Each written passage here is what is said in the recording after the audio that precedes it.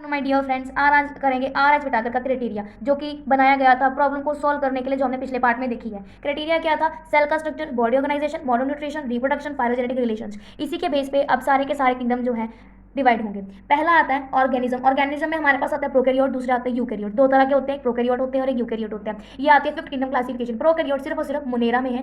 सिर्फ और सिर्फ मोनेरा के अंदर जो भी ऑर्गेनिज्म है वो सारे प्रोकैरियोट्स होंगे, यूनिसेलुलर होंगे। फिर आते हैं यूकैरियोट्स। यूकैरियोट्स में आता है protista, fungi, plants, Animalia. Protista के अंदर आते हैं यूनिसेलुलर। एक अगर क्वेश्चन इसमें बनता है कि जो प्रोटिस्टा है उसमें क्या है, तो वो यूनिसेलुलर यूकैरियोट्स हैं, सबसे अलग यूनिसेलुलर यूकैरियोट। जो फंजाई है उसमें मल्टीसेलुलर होते हैं, लूज टिश्यू होते हैं। यहाँ क्वेश्चन बनता है कि फंजाई में कैसे टिश्यू पाए जाते हैं, तो वो लूज टिश्यू पाए जाते हैं। प्लांट्स पहले टिश्यू बनेगा फिर उसका ऑर्गन बनेगा। एनिमिलिया किंगडम के अंदर होता है टिश्यू, फिर ऑर्गन एंड देन लास्ट में आता है ऑर्गन सिस्टम। फिर उसके बाद एनसीईआरटी में लाइन आती है हमारे पास बैक्टीरिया की। बैक्टीरिया नेक्स्ट टॉपिक आता है और एनसीईआरटी लाइन आती है कि ये सोल मेंबर है किंगडम मोनेरा का, मतलब जो हमने यहाँ पे देखा किंगडम मोनेरा इसका सोल मेंबर है।